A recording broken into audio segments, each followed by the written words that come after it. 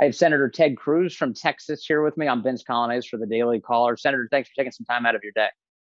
Vince, it's great to be with you. Thank you for having me. Great to have you back. So one of the reasons I was really interested in speaking with you is because this past weekend, you sent a letter to the Commandant of the Marine Corps saying that you want a meeting with him because the military, over the course of the past week, released a series of messages all dedicated to one thing, which was attacking a talk show host in the United States. That would be Tucker Carlson of the Fox News Channel, also the founder of our website, The Daily Caller. Why did you demand that meeting with the Commandant? Well, sure. So there is a long tradition, really going back to the founding of this country, of separating the military from partisan political battles. You know, you think about third world countries, banana republics, where the military seizes control of the government and the military. You have engaged in political battles. We don't do that here, and there are restrictions in our Defense Department, quite right restrictions that limit the ability of military leaders, and in particular servicemen and women in uniform, from engaging in partisan politics, because we believe in civilian control of the military. We don't want to see our military politicized and attacking the political opponents of whoever's in office. And the behavior of the Pentagon this past week didn't meet that standard. And it started when Tucker Carlson on his show criticized some decisions that the military had made. And you could agree with Tucker's criticism, you can disagree with Tucker's criticism, but under our system, journalists get to criticize the military. People in politics get to argue about defense policy back and forth, and the military leadership doesn't engage in the political battle as partisans. Unfortunately, something changed. And so you had a series of tweets that were appeared coordinated, and they were direct violations. So, for example, this tweet here is from the 2nd Marine Expeditionary Force Information Group, which is a third of the fighting forces of our Marines. And they set out a tweet directed at Tucker Carlson that says what it looks like in today's armed forces at Tucker Carlson. And then it says, "Get right before you get left, boomer." So this is an official account from the U.S. military. When an individual citizen commented disagreeing with the saying, "Please focus on China and not Tucker Carlson." Not a crazy thing for a citizen to ask the military to do. Again, the official Twitter account came back and said, "Come back when you served and been pregnant." So they're engaging, they're ridiculing individual citizens, and they're saying through their official outlets that if you haven't served, you have no right to scrutinize the military or military policy. That is totally wrong. And by the way, this was a broader pattern.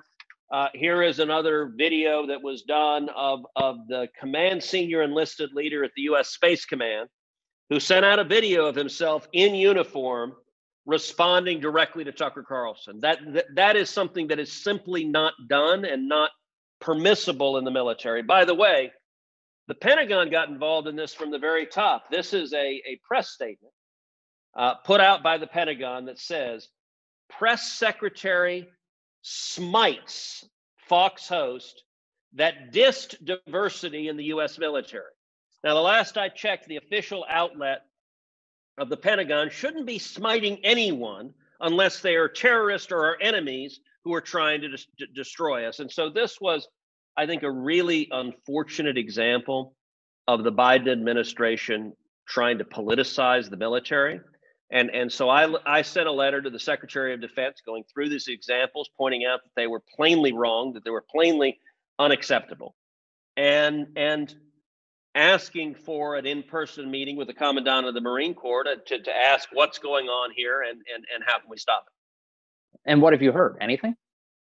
Well, I have not heard a response to that letter yet, although I just sent it day before yesterday. So I have no doubt that they have had extensive discussions. But the letter produced immediate results in that the 2nd Marine Expeditionary Force Information Group that had sent the most egregious tweets. They actually deleted their tweets. So in response to my letter, they deleted the tweets and they publicly posted. They said, "We are human and we messed up. We intended to speak for the female Marines, and it was an effort to support them.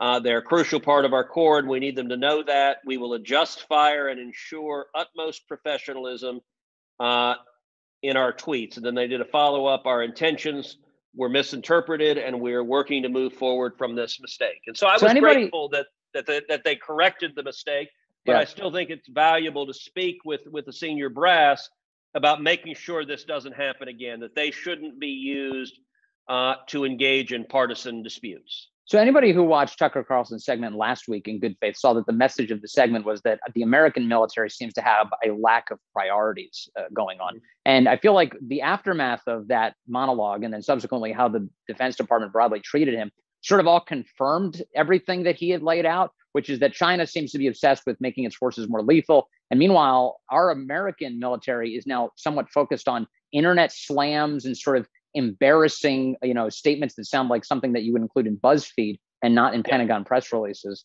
So with all of that said, are you concerned about the readiness of our military, and what has the last week demonstrated to you? So I am concerned. In particular, this seemed to be a concerted effort. So for example, here's another tweet, and it was that press release saying press secretary smites the Fox News host, and it was retweeted by a 4-star general who is pushing it out from his Twitter account, and so that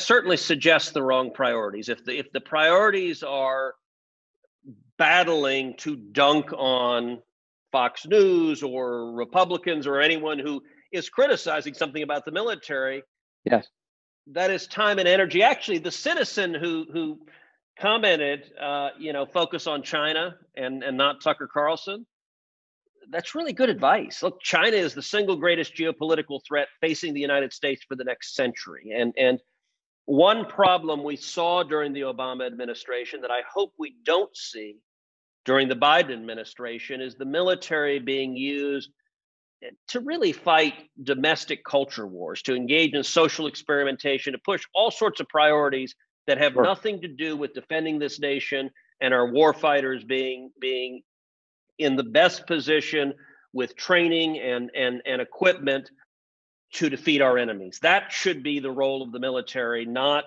to be contributors to BuzzFeed. Well, I hate to tell you, you may be disappointed because there are other examples. It's not just Tucker Carlson that the military has gone after. In the last 24 hours, the delegation for Guam marched the National Guard down to a congresswoman's office, Marjorie Taylor Greene, in order to send a political message to her. Are you happy with the military being marched down to a lawmaker's office in order to convey a political message? And no, that was obviously a mistake. It was obviously inappropriate. And listen, if citizens from Guam had concerns with the congresswoman's comments, she said something that was incorrect, the citizens of Guam have a right to express their views to the congresswoman, but not in uniform as National Guard. There is a difference. You don't get to engage in politics in military uniform when you're serving, and that's an abuse of the system. And I got to tell you, in the last 48 hours, the number of servicemen and women and the number of veterans that have reached out to me, that have reached out to my team to say thank you. Listen, we don't want to see our military turned into political attack dogs. I wouldn't want to see a Republican having uniform military just attacking Democrats. That's not their job. I don't want to see a Democrat doing it. I want to see our military focus on the honorable and noble mission they have. And I hope this was just a momentary lapse of judgment. And that's why I want to sit down with the Commandant and have that conversation and make clear that the Commandant has a responsibility, and the Secretary of Defense and all the Joint Chiefs, to preserve the integrity and the political independence of the military, so that it is not a partisan tool for other side, and so that it is subservient to our civil authorities. That's what our Constitution sets up, is that we are not a military dictatorship. Instead, sovereignty rests in we the people, and having military leaders in uniform attack journalists for saying, if you haven't served, you don't get to express a view on this. That is very dangerous, and it shouldn't be allowed by either side of the aisle. Well, it's third world. And something else that's third world is the way that the Capitol remains surrounded tonight with fencing and National Guard troops. Thousands of National Guard troops continue to keep Americans from the Capitol building. Why? Why is that as of tonight? Well, unfortunately, it's political theater. If you look at the Capitol, there is these giant fences that have been built around the Capitol. The fences are topped with razor wire that's really scary looking, and then they're about, the last count I saw is about 5,000 National Guard troops that are standing there holding machine guns. So the machine guns aren't loaded, so it is purely theatrics. They're holding unloaded machine guns to look really scary. And it is an obvious attempt. I think Joe Biden and Nancy Pelosi and Chuck Schumer are treating the Capitol like it is a base in Baghdad, and they're trying to convey that the 75 million Americans who voted for Donald Trump are violent terrorists. They're trying to delegitimize their political opposition, and they're using these guardsmen as props. Now, the irony is, when Nancy Pelosi's office was asked by the Sergeant at Arms to call up National Guard on January 6th, when we did have a terrorist attack on the Capitol, the Sergeant at Arms who works for Nancy Pelosi said no. When it was the DC police chief, the Capitol police chief who asked, and the Sergeant at Arms said no, who works for Pelosi said no, because it would be, quote, bad optics. So when we actually could have used the National Guard called up quickly when there was a threat, the Democrats didn't do it. Now that there's not a live threat, they're simply using these guardsmen as political props. I'll tell you, I've spent a fair amount of time talking to a lot of these guardsmen, just saying thank you to them, asking them about where they're from, and they're from all sorts of different states, and they've been away from their families for a long time. And I got to say, the number of guardsmen who are just kind of shaking their heads, wondering what they're doing here, I think they resent being used as political props. But by the way, it's not their role to be saying that either. Right. They can express that privately in a private conversation, but it's not their role to be out engaged in the political and partisan debate. That's your role as a journalist. That's my role as an elected official, as a civilian, as a citizen. We can express our views, but we don't want our uniformed military being part of political attacks. Now, I noticed tonight that not only of course, the Capitol is very well guarded, continues to be, against a threat that nobody's actually laying out for us. But what's not guarded is our southern border. Our southern border today is overflowing with illegal immigration. And in fact, this week, the Biden administration sent the Federal Emergency Management Administration to go to the border. If you include emergency in the title of the agency that's responding, it does suggest that you may have a crisis at hand. What do you make of your opponents, the Democrats' decision to routinely refer to this as a challenge and nothing more? Well, this is not only a crisis, but it is a crisis that is getting much, much worse, and it is an entirely created crisis created by the failures of the Biden administration's policy. So Joe Biden came into office and immediately halted construction on the wall.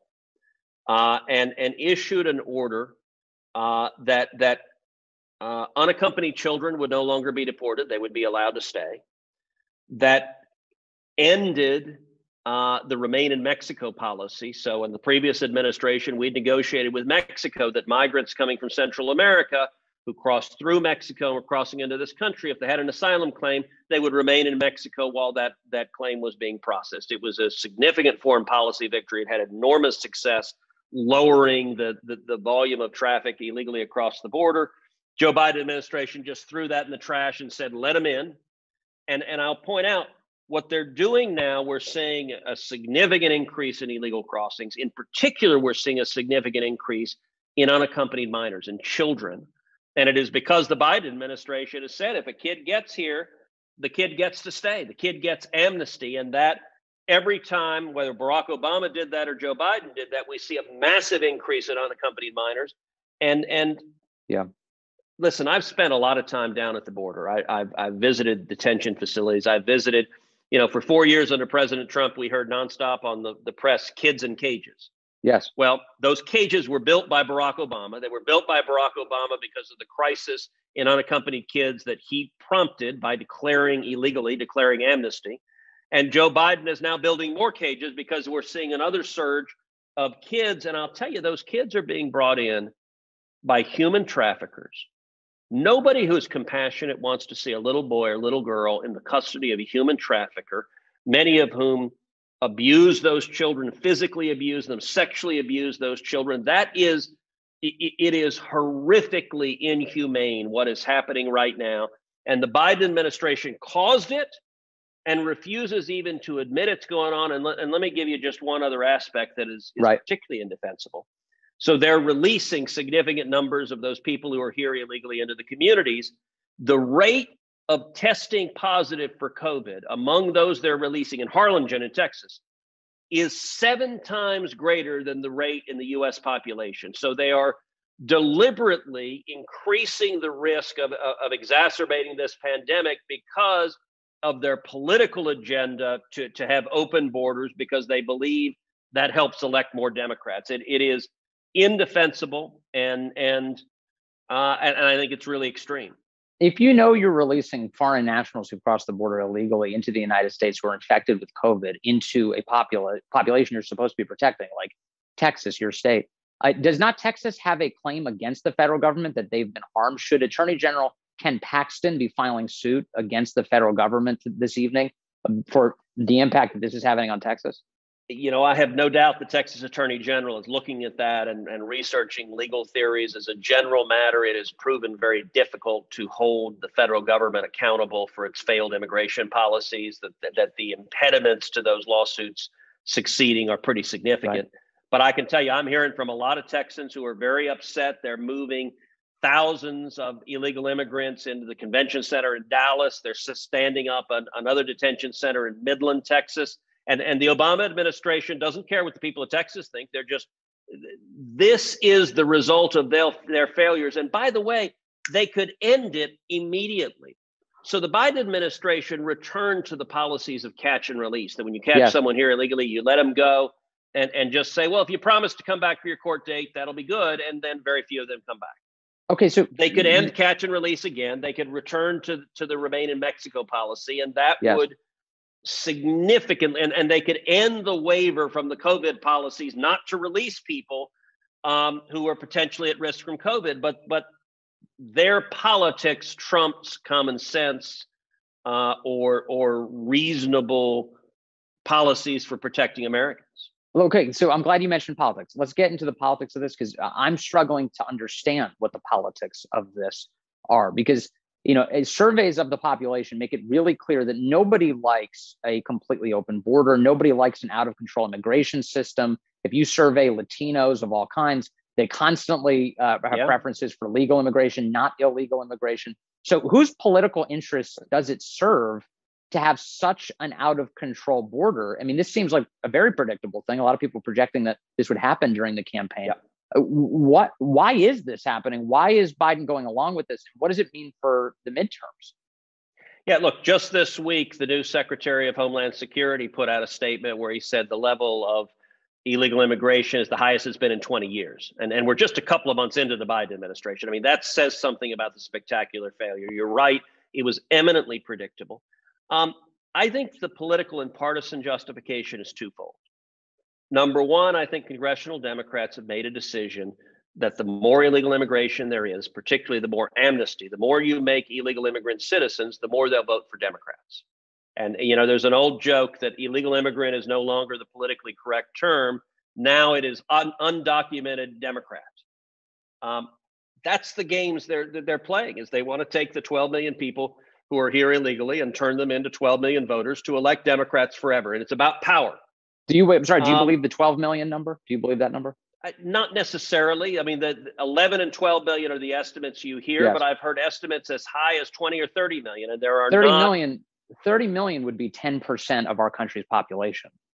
It is a very large number. The most frequently used is 11 or 12 million, but there is not a high level of confidence that number is accurate. I can tell you, when we were debating the Porculus bill, the $1.9 trillion spending bill that we just passed, I introduced an amendment that said that the $1,400 taxpayer stimulus payments shouldn't go to illegal immigrants. Every Democrat voted against it, 100% of them. It failed 50 to 49. So if even a single Democrat had supported it, we would not be sending taxpayer checks to millions of illegal immigrants, but every Democrat supported sending them the checks. I also introduced an amendment saying we shouldn't send the checks to criminals, to violent criminals currently incarcerated. Every single Democrat voted no. It failed 50 to 49, which means right now the Biden administration is cutting $1,400 checks and sending them to murderers, sending them to rapists, sending them to child molesters currently in prisons. It's utterly indefensible, but it is their partisan view. You asked, why are they open border? They're open border, number one, because they believe illegal immigrants granting amnesty will vote Democratic. But number two, there's something sociological about the Democratic Party, which is they're terrified of the extreme left, that the Biden administration is being run by the crazy, it's being run by the radicals, the socialists, and Joe Biden, I don't think, has demonstrated the willingness or courage to stand up to the crazy left. It's why this porculus bill was so bad, because the Biden administration couldn't tell them no. And on immigration, the radical leftist advocates believe in open borders. And so their position is don't enforce any of the law. Yes. And I think the Democrats are more concerned about appeasing the crazies in their party than they are listening to the 80+% of Americans who'd like to see the border secure. They're more worried about the crazies than they are about keeping you and your family and your home safe. Do you think Republicans are unified on the issue of immigration? Obviously, through the years, you've had a lot of Republicans who've very much been open borders, especially as it represents business interests, and they think it's more important to bring in cheap labor from other countries. Is there a unified Republican opposition to what's happening right now on our border? So let me answer it in two parts. Historically, have Republicans been unified on immigration? No, there have been sharp divides. You remember in 2013, the Gang of Eight amnesty bill that was led by 4 Republicans, and it ended up having a lot of Republicans supporting it. I led the opposition to the Gang of Eight. I think amnesty is wrong, and it undermines the rule of law, and it's unfair to Americans, and it's unfair to legal immigrants, those who do the right thing, stand in line, follow the rules. I led the opposition against that. There are a whole bunch of Republicans that are perfectly happy to work with Democrats on opening up borders, and I think that's unfortunate. Those divides are real. By the way, there is a reason in 2016 in the presidential campaign, when I was running for president, if you look at the 2 out of the 17 Republican candidates, there were 2 of us who were strong and outspoken on stopping illegal immigration, Donald Trump and myself. And the 2 of us won 49 out of the 50 states. I won 12 states. Trump won the others. And we won 48 rather. So Kasich won Ohio, Rubio won Minnesota, and Trump and I won the other 48. I think that's where the party is, but it's not where the candidates were. That's right. And so I do think that divide is real. I worry that if the Democrats take up an immigration bill, there may be some Republicans who jump in bed with them on it.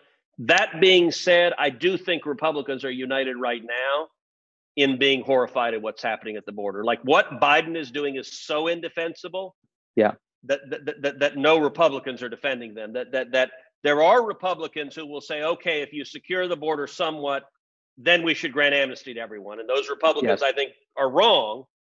But there aren't any Republicans that I know of right now, at least in the Senate, who are defending the lawlessness of the Biden administration.